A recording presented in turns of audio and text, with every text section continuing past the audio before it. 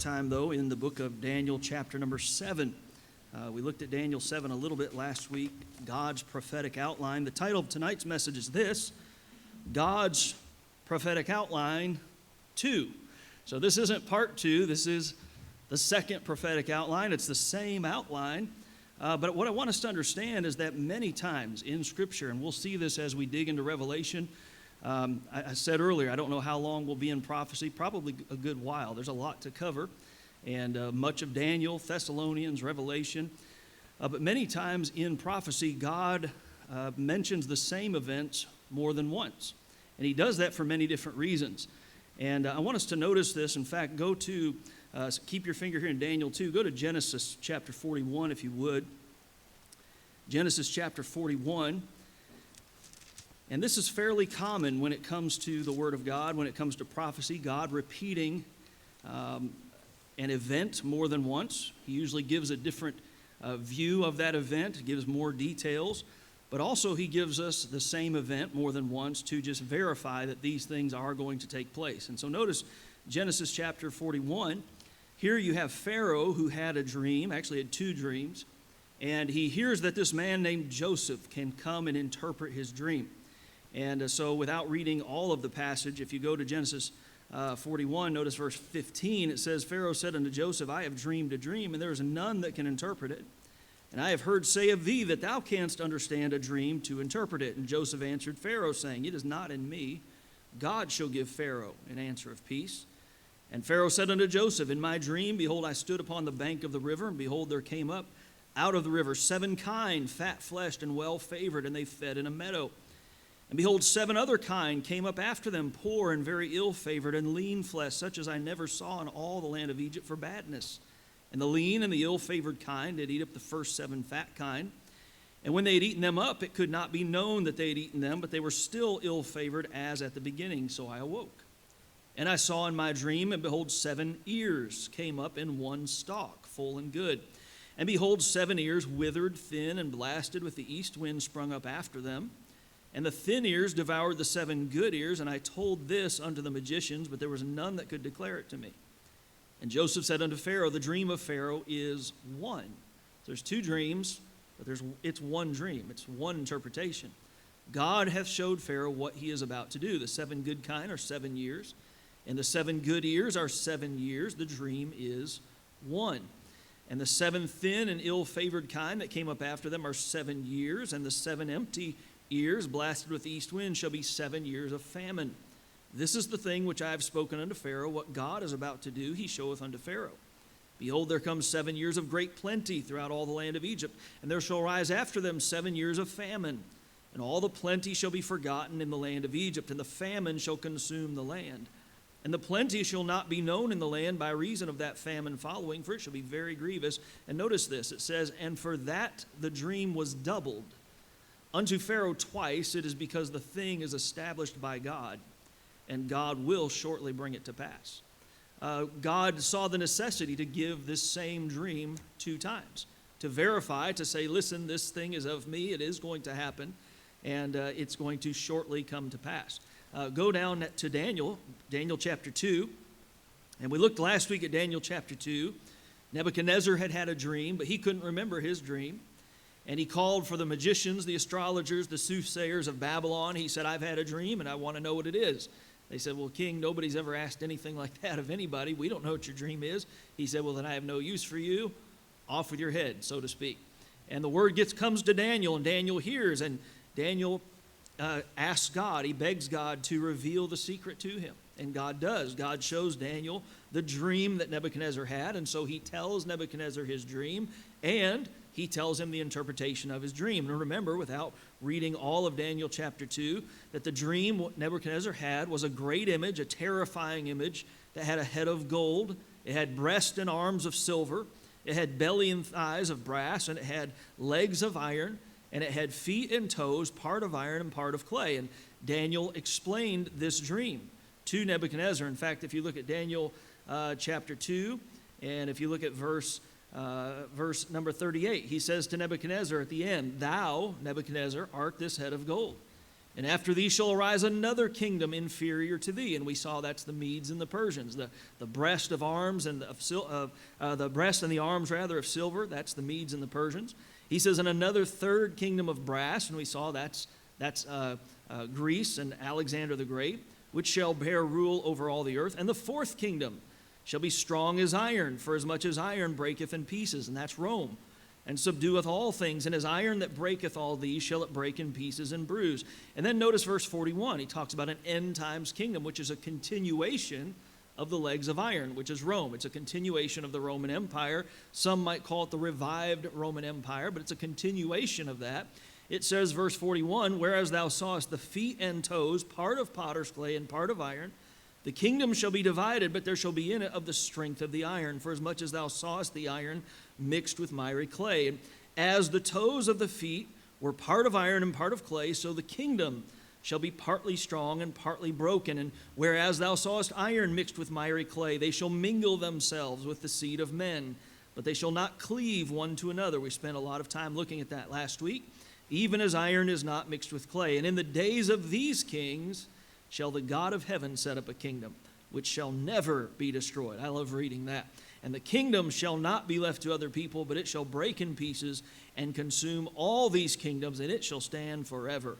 For as much as thou sawest that the stone was cut out of the mountain without hands, and that it brake in pieces the iron, the brass, the clay, the silver, and the gold, the great God hath made known to the king what shall come to pass hereafter, and the dream is certain, and the interpretation thereof sure. And we looked at that last week, Daniel chapter 2, Nebuchadnezzar's dream. Now let's go to Daniel chapter 7.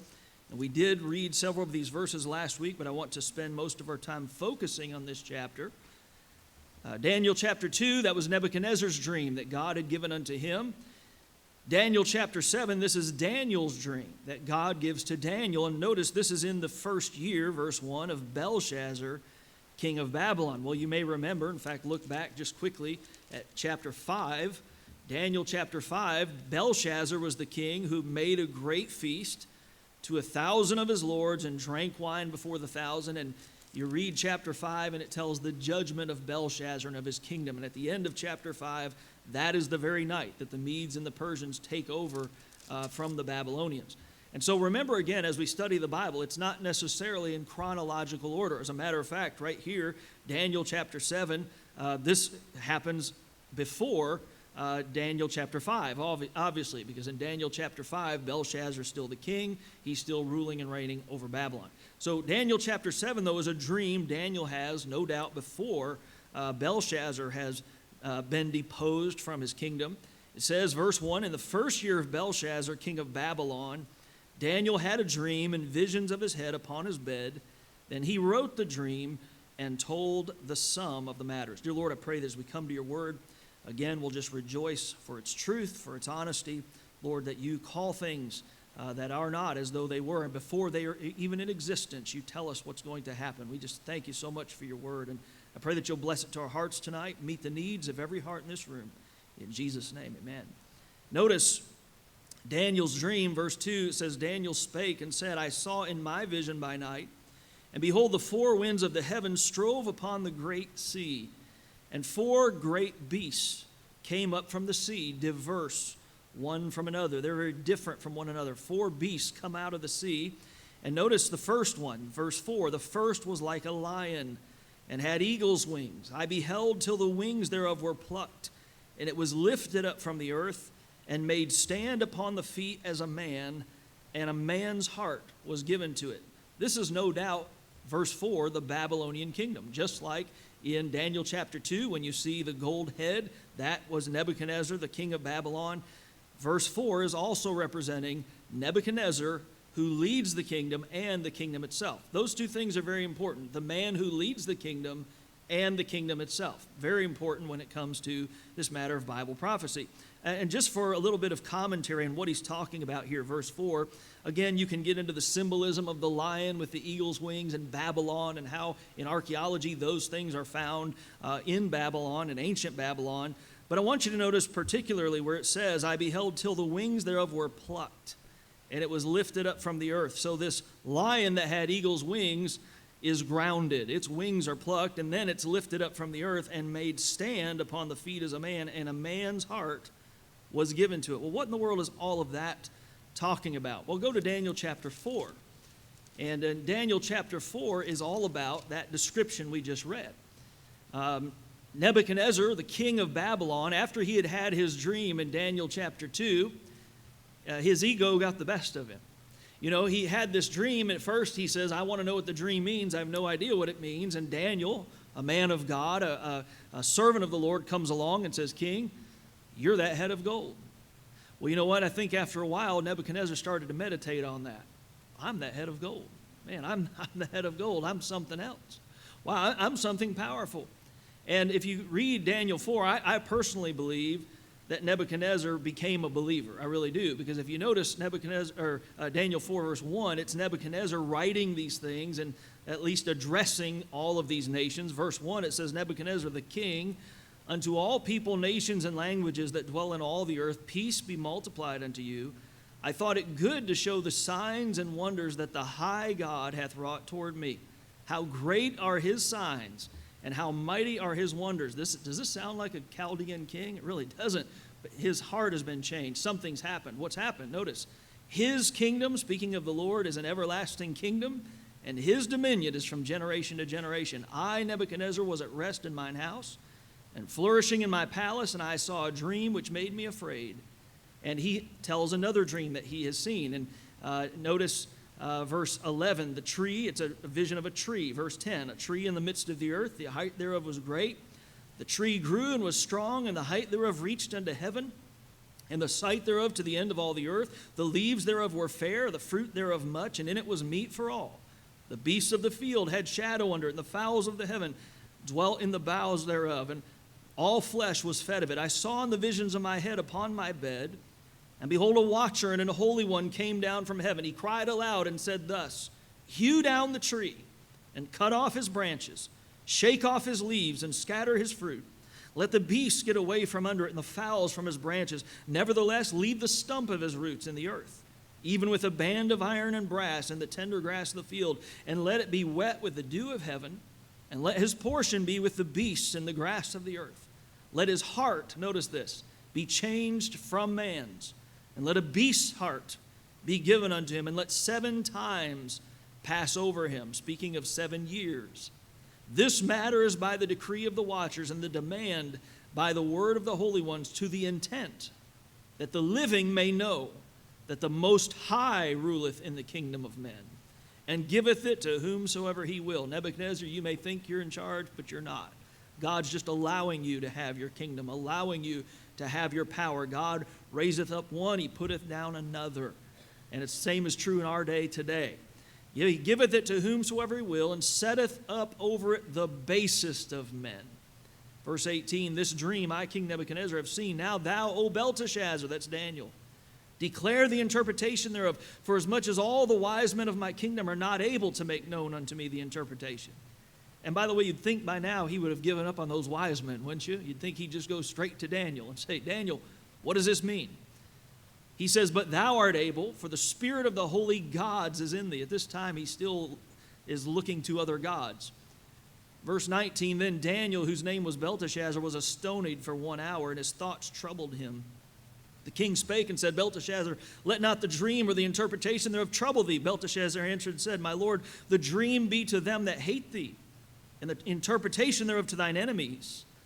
The tree that thou sawest, which grew and was strong, whose height reached unto the heaven, and the sight thereof to all the earth, whose leaves were fair, and the fruit thereof much, and in it was meat for all, under which the beasts of the field dwelt, and upon whose branches the fowls of the heaven had their habitation. It is thou, O king, that art grown and become strong.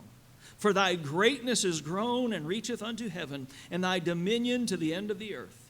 And whereas the king saw a watcher and an holy one coming down from heaven, and saying, hew the tree down and destroy it, yet leave the stump of the roots thereof in the earth, even with a band of iron and brass, in the tender grass of the field, and let it be wet with the dew of heaven, and let his portion be with the beasts of the field, till 7 times pass over him. This is the interpretation, O king.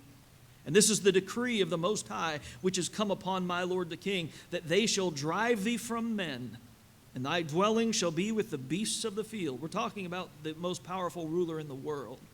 Said you're going to be driven from men, you're going to be just like an animal. You're going to live out in the field, and they shall make thee to eat grass as oxen, and they shall wet thee with the dew of heaven, and 7 times shall pass over thee till thou know. Because at this point he doesn't know that the Most High ruleth in the kingdom of men, and giveth it to whomsoever he will.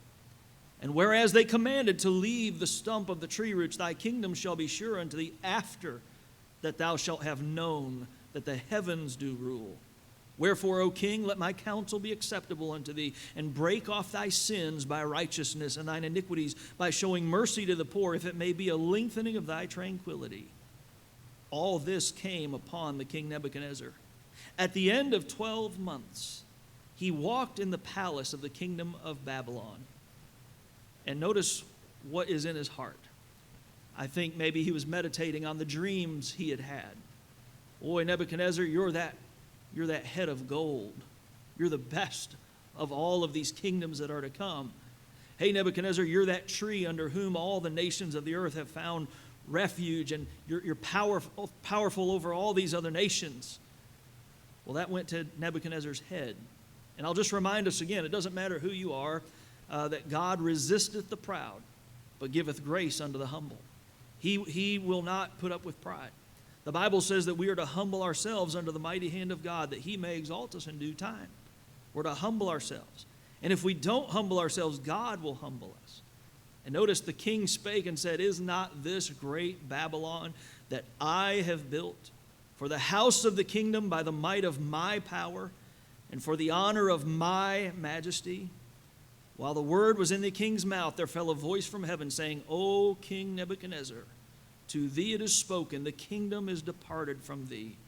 And they shall drive thee from men, and thy dwelling shall be with the beasts of the field. They shall make thee to eat grass as oxen, and 7 times shall pass over thee, until thou know that the Most High ruleth in the kingdom of men, and giveth it to whomsoever he will.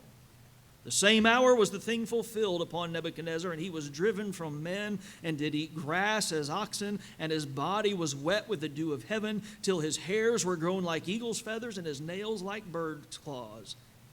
And at the end of the days, I, Nebuchadnezzar, lifted up mine eyes unto heaven, and mine understanding returned unto me, and I blessed the Most High. And I praised and honored him that liveth forever, whose dominion is an everlasting dominion, and his kingdom is from generation to generation. And all the inhabitants of the earth are reputed as nothing. And he doeth according to his will in the army of heaven, and among the inhabitants of the earth, and none can stay his hand, or say unto him, What doest thou? At the same time my reason returned unto me, and for the glory of my kingdom mine honor and brightness returned unto me, and my counselors and my lords sought unto me, and I was established in my kingdom, and excellent majesty was added unto me. Now I, Nebuchadnezzar, praise and extol and honor the King of heaven, all whose works are truth, and his ways judgment, and those that walk in pride he is able to abase. Nebuchadnezzar said, God got my attention. Now I know who's in charge, and it's not me. Now I know who calls the shots, and it's not me. Whatever I have, Nebuchadnezzar said, it's because there's a true and living God. When you go back to Daniel chapter 7 and you read verse 4, this is speaking of Nebuchadnezzar and Babylon. Again, it's important to understand that it's referring to a king, referring to a man leading the kingdom, and it's also referring to the kingdom itself. So as with the statue was the head of gold was Babylon, here, verse 4, the lion that had eagle's wings, this is also Babylon. These two dreams are one. They're the same exact prophecy, just told in a different way. Verse 5, it says, And behold another beast, a second like to a bear. Well, if in the statue of the gold, head of gold and the breast and arms of silver, if the breast and arms of silver were the Medes and the Persians, what do you think the bear is? It's the Medes and the Persians. Notice, it says, And behold another beast, a second like to a bear, and it raised up itself on one side. Why is it raised up on one side? One side supporting, the other side is the aggressive side. The other side is the more powerful side. You have the Mede and the Medo-Persian Empire. The Persians were the more powerful. And so here it's represented by a plundering, plotting, but powerful bear. It says there is a bear. It raised itself up on one side, and it had 3 ribs in the mouth of it, between the teeth of it. And they said thus unto it, Arise, devour much flesh. Why are there 3 ribs? Because of the 3 kingdoms, Lydia, Babylon, and Egypt, formed an alliance to try to defeat the Medes and Persians, and the Medes and Persians defeated them. If you go to chapter 8, look at chapter 8, verses 3 and 4. This is another dream we're not going to get to tonight. We're going to touch on it tonight, but notice chapter 8, verse 3, this is again the same dream. It's just reiterated another way. Verse 3, chapter 8 says, Then I lifted up mine eyes and saw, and behold, there stood before the river a ram which had 2 horns. And the 2 horns were high, but one was higher than the other, and the higher came up last. I saw the ram pushing westward and northward and southward. Notice it never mentions eastward. The Medo-Persian Empire conquered westward, it conquered northward, it conquered southward, but not eastward. Notice, so that no beast might stand before him, neither was there any that could deliver out of his hand, but he did according to his will and became great. Go to chapter 11. Look at chapter 11, verses 1 and 2. Again, it says, Also I, in the first year of Darius the Mede. We're talking about the kingdom of the Medes and Persians, which in the statue is the chest, the breast, and the arms of silver. In Daniel's dream, here it's the bear with 3 ribs in its mouth, raised up on one side supporting, the other side attacking. Notice, verse 2, There shall stand up yet 3 kings in Persia, and the 4th shall be far richer than they all, and by his strength, through his riches, he shall stir up all against the realm of Grecia. Well, you just go to history and you can read about those 4 kings. There's Cambyses and Smerdis and Darius the Great. We know of Darius the Great in the Bible. And there's Xerxes, who's Ahasuerus of Esther. And if you read the history, Xerxes invades Greece, and Greece defeats him. Well, what great kingdom follows the kingdom of the Medes and the Persians?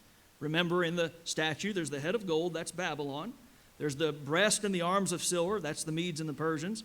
There's the belly and thighs of brass. And here in Daniel chapter 7, go back to Daniel 7, the belly and thighs of brass, that kingdom is described, notice verse 6, as a leopard. It says, After this I beheld, and lo, another like a leopard, which had upon the back of it 4 wings of a fowl. The beast had also 4 heads, and dominion was given unto it. Who is this? This is Greece.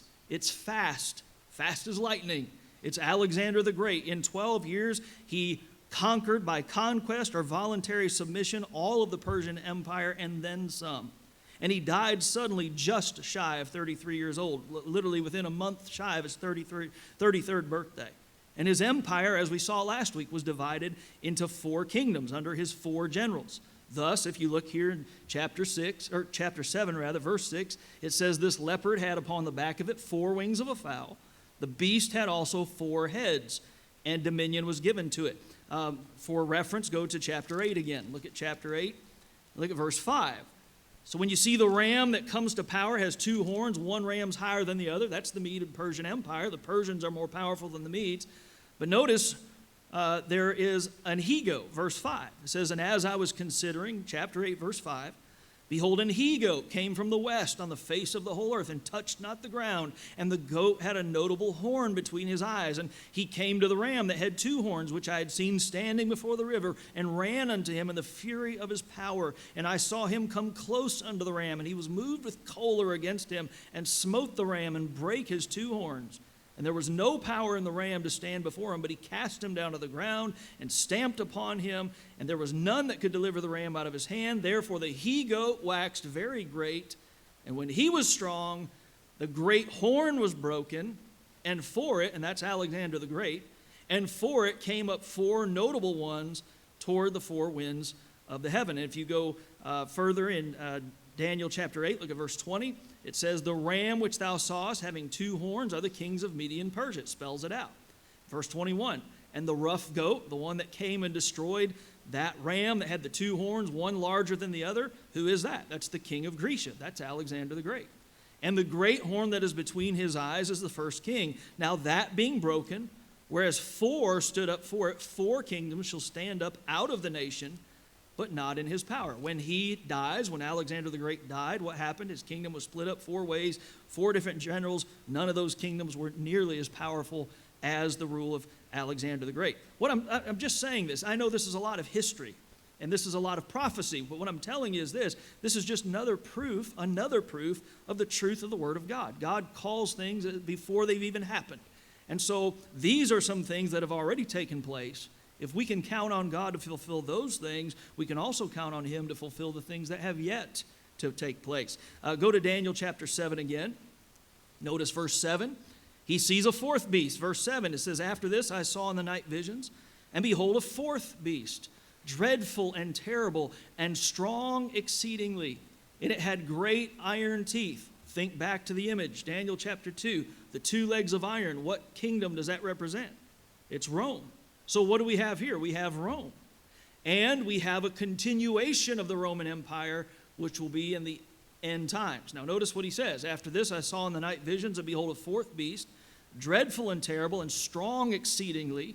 And it had great iron teeth. It devoured and brake in pieces, and stamped the residue with the feet of it. And it was diverse from all the beasts that were before it.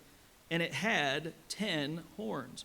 Well, again, I want to remind you, in fact, let's look at Daniel chapter 2, verses 40 through 43. Daniel chapter 2, verses 40 through 43, it says, "The 4th kingdom shall be strong as iron. For as much as iron breaketh in pieces, and subdueth all things, and as iron that breaketh all these, shall it break in pieces and bruise." Well, back here now, Daniel chapter 7, what does he say? Verse 7, he says, "It's strong, has iron teeth, it devours, breaks in pieces, it stamps the residue with the feet of it. It was diverse from all the beasts that were before it, and it had 10 horns." The horns in the Bible are always a picture of power. It has 10 horns. It's a continuation of Rome. Think of in Daniel 2, there were 10 toes, part of iron, part of clay. And for a little more commentary on this, go to Revelation. Look at Revelation chapter 13.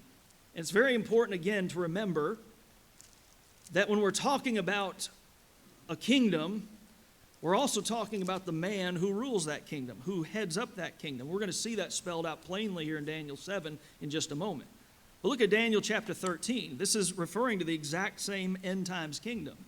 Notice what it says in Revelation 13. Verse 1, it says, "And I stood upon the sand of the sea, and saw a beast rise up out of the sea, having 7 heads and 10 horns. And upon his horns 10 crowns, and upon his heads the name of blasphemy. And the beast which I saw was like unto a leopard." Don't miss this. "And his feet were as the feet of a bear, and his mouth as the mouth of a lion." Do you notice that? It's a mix of all those creatures Daniel saw. It's a mix of all of those. Now notice. "And the dragon gave him his power and his seat and great authority. And I saw one of his heads as it were wounded to death." Do you know who that is, by the way? That's the Antichrist. He is going to deceive the world. He is going to be killed, and God's going to allow him to live again. I know some debate about, does he really die? From Scripture, I believe absolutely he dies. And God allows him to rise again. Notice, and he is satanically motivated. It says, "And his deadly wound was healed, and all the world wondered after the beast, and they worshiped the dragon," that's Satan, "which gave power unto the beast. And they worshiped the beast, saying, Who is like unto the beast? Who is able to make war with him? And there was given unto him a mouth, speaking great things and blasphemies. And power was given unto him." Who gave him the power? God does. "To continue 42 months. Say, this is scary stuff. Things are falling apart. No, they're falling in place. God's putting things together here to set up Satan for final destruction. Notice verse 6. "And he opened his mouth in blasphemy against God, to blaspheme his name and his tabernacle and them that dwell in heaven. And it was given unto him to make war with the saints." Let's think back to our study in the saints. Who are saints? Believers from all nations. Those are saints. "It was given unto him to make war with the saints and to overcome them." Think tribulation. Think affliction. Think persecution. Notice, "And power was given him over all kindreds and tongues and nations." Go to chapter 17. Look at Revelation chapter 17. Look at verse 7. There's a mystery woman, a harlot, who's riding upon a beast. And it's the same beast we just looked at in Revelation 13. Notice Revelation 17. Notice verse 7.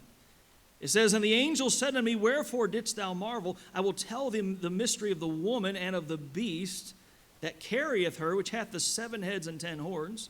The beast that thou sawest, now listen to this language, and think about again, there's going to be a national leader, a political leader who's going to be killed. He's going to receive a wound in his head. He will rise again. There will be great miracles he'll perform. The false prophet will perform great miracles and tell you, worship the beast. That's what he'll tell the world. Notice, the beast that thou sawest was and is not, and shall ascend out of the bottomless pit and go into perdition. Do you see that?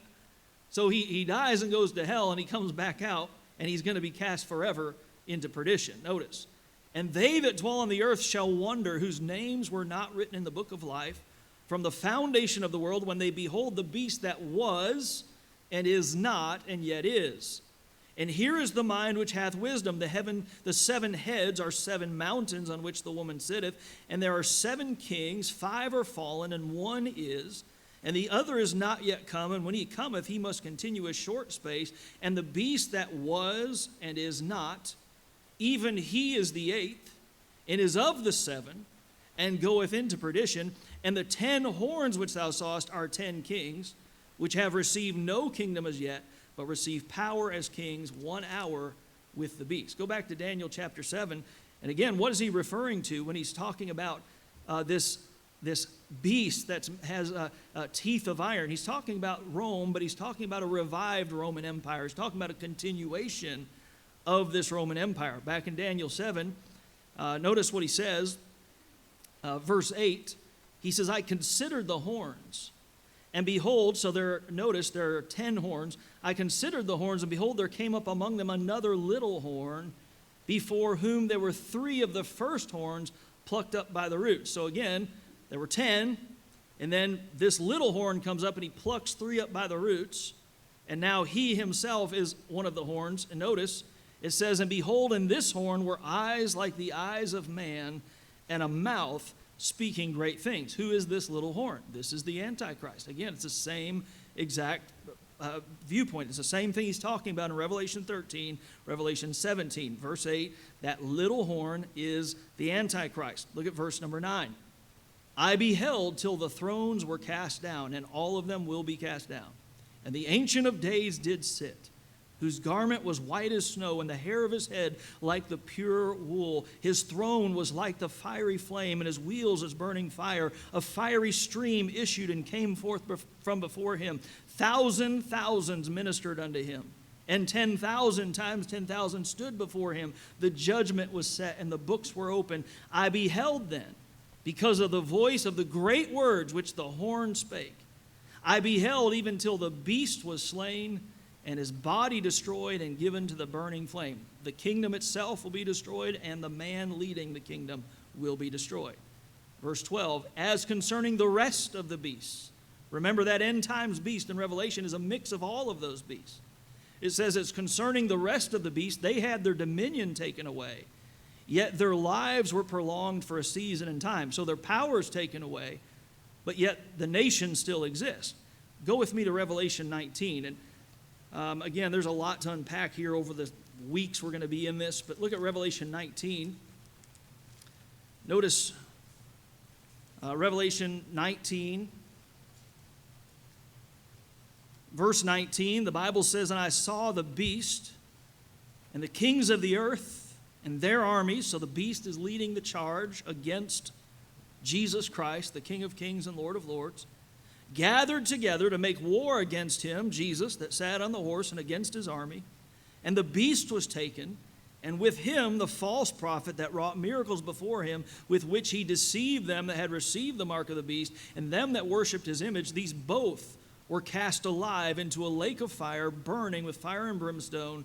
And the remnant were slain with the sword of him that sat upon the horse, which sword proceeded out of his mouth, and all the fowls were filled with their flesh. That beast will be cast forever into the lake of fire. His kingdom will be destroyed. Jesus Christ will set up a kingdom on this earth. He'll rule and reign with a rod of iron. We will rule and reign with him. Where will Satan be all this time? Revelation 20, he'll be in the bottomless pit for 1,000 years. Then God is going to release Satan for a short time. How long? A short time. That's all we know. The Bible says, notice verse chapter 20, verse 7, it says, "And when the 1,000 years are expired, Satan shall be loosed out of his prison." So these nations are allowed to survive, not in their power. Satan is going to be loosed out of his prison, verse 8, "and shall go out to deceive the nations which are in the four quarters of the earth, Gog and Magog, to gather them together to battle, the number of whom is as the sand of the sea. And they went up on the breadth of the earth and compassed the camp of the saints about and the beloved city. And fire came down from God out of heaven and devoured them.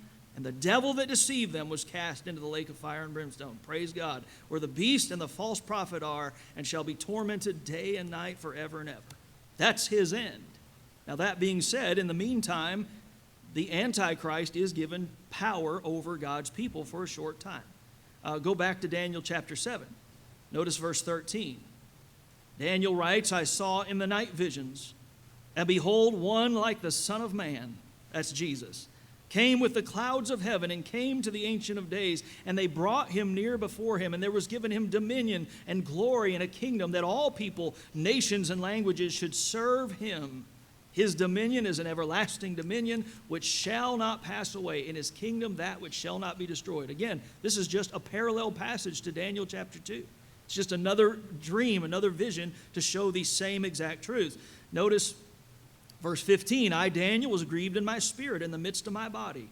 And the visions of my head troubled me. I came near unto one of them that stood by and asked him the truth of all this. So he told me and made me know the interpretation of the things. These great beasts, which are four kings, which shall arise out of the earth." Notice here in verse 17, it says these beasts are kings. So they're individuals. But then when you look in verse 23, it's talking about a kingdom. The beast is a kingdom. So remember again, the beast, the Antichrist, the man of sin, the little horn, he is a man who leads a kingdom. So when it's talking of the beast, it's talking about the man, it's talking about the kingdom he leads. Notice, "These great beasts which are four kings, which shall arise out of the earth. But the saints of the Most High shall take the kingdom." That's us, believers. "And possess the kingdom forever, even forever and ever. Then I would know the truth of the fourth beast, which was diverse from all the others, exceeding dreadful, whose teeth were of iron and his nails of brass, which devoured, brake in pieces, and stamped the residue with his feet. And of the 10 horns that were in his head, and of the other which came up, and before whom 3 fell, even of that horn that had eyes, and a mouth that spake very great things, whose look was more stout than his fellows. I beheld, and the same horn made war with the saints, and prevailed against them." By the way, how does he prevail against them? Because God allows him to. Remember again, 1 Thessalonians says we're not appointed unto wrath, but we are appointed unto affliction, persecution, tribulation. Matthew 24 makes this clear. Matthew 24 says that it's after the tribulation of those days when Jesus Christ returns in the clouds. Folks, Peter said that we're to arm ourselves with the same mind, being willing to suffer for Christ's sake. I want to ask you, are you only willing to serve Christ if there's no price involved? As long as everything is easy and as long as there's no trouble? No, we need to be willing to suffer for Jesus Christ. When the Bible speaks of following the footsteps of Jesus, it's referring to suffering, that we're to follow in his footsteps. Notice, the suffering is temporary because, again, it says, verse 21, that the same horn made war with the saints and prevailed against them until the Ancient of Days came and judgment was given to the saints of the Most High. And the time came that the saints possessed the kingdom. Thus he said, the fourth beast shall be the fourth kingdom. So again, notice it's a man who leads the kingdom, and it's the kingdom itself. The fourth beast shall be the fourth kingdom upon earth, which shall be diverse from all kingdoms, and shall devour the whole earth, and shall tread it down and break it in pieces. This is, again, speaking of the Antichrist and his kingdom. And the 10 horns out of this kingdom are 10 kings that shall arise. And another shall rise after them, and he shall be diverse from the first, and he shall subdue 3 kings. Again, speaking of the Antichrist. Verse 25, and he shall speak great words against the Most High, and shall wear out the saints of the Most High, and think to change times and laws. And they shall be given into his hand until a time and times and the dividing of time. What's the limit of his power? 3.5 years. That's his limit. Enjoy your time. That's all I can say. Verse 26, it says, but the judgment shall sit, and they shall take away his dominion, to consume and to destroy it unto the end. He may rule and reign for a short while, and he will, because God will allow him to, but he'll be cast forever into the lake of fire. Notice verse 27, it says, "And the kingdom and dominion and the greatness of the kingdom under the whole heaven shall be given to the people of the saints of the Most High, whose kingdom is an everlasting kingdom, and all dominions shall serve and obey him." Antichrist will prevail until Jesus Christ comes. And this is nothing different than what we read in Revelation 6, Matthew 24, Mark 13, all the passages. They all agree to the same thing. Matthew 24, 21 says there'll be great tribulation. Again, it's not a capital T tribulation. It's not a 7 years tribulation. The Bible doesn't say that. It's a time of great tribulation, great affliction, great persecution. But Jesus said, "In the world ye shall have tribulation, but be of good cheer." Be of good cheer. I've overcome the world. Isaiah 9, 6 and 7 again. Notice it says, "Unto us a child is born, unto us a son is given, and the government shall be upon his shoulder." We're about ready to celebrate this. We focus on this in December. But really, this is for all year long. "And the government shall be upon his shoulder, and his name shall be called Wonderful, Counselor, the Mighty God, the Everlasting Father, the Prince of Peace. Of the increase of his government and peace there shall be no end. Upon the throne of David and upon his kingdom, to order it and to establish it with judgment and with justice from henceforth even forever. The zeal of the Lord of hosts will perform this." Don't be troubled because Jesus said we'll face tribulation. Don't be troubled by that. We're on the winning side. Let's bow our heads together, please. Again, another way we know the truth of the Word of God is the prophecies that are fulfilled. And we can look back on these prophecies, Daniel chapter 2, Daniel chapter 7 tonight, and see how much of that prophecy has already been fulfilled. There is some yet to be fulfilled, but it's nothing to be troubled about. It's something to rejoice in. When we see things as we have been told in our world get worse and worse, we're to look up and lift up our heads. Our redemption draweth nigh. I mean, it's just an exciting thing. I'm not looking for Antichrist. I'm looking for Jesus Christ. I just know what Jesus said has to happen first. So let's be thankful that we're on his side. We're serving the King of Kings, the Lord of Lords. Heads are bowed, eyes are closed. Is there anyone here tonight? You'd say, "Pastor, I'm not even sure I'm saved. Please pray for me." Anybody at all? Would you lift your hand? I'll tell you, you don't want to be on the wrong side of this thing. You want to know that Jesus Christ is your Savior. Anybody at all? Heads are still bowed, eyes are still closed. If you are saved, would you just lift your hand and thank the Lord again for saving you? Would you give him praise and glory? And then, church, I just want to remind us again, there's a lost world that is deceived, that's going to be deceived. What do they need? They need the light of the glorious gospel of Christ to shine unto them. And we are the light of the world. So ask the Lord to use you this week. Make yourself available to him. Be a willing witness for Jesus Christ. Lord, again, thank you for your word. Bless it to our hearts. Bless us as we go our separate ways. Put a hedge about us. Thank you, Lord, for your people. And again, Lord, use us this week as lights. And we thank you for what you're going to do. In Jesus' name, amen.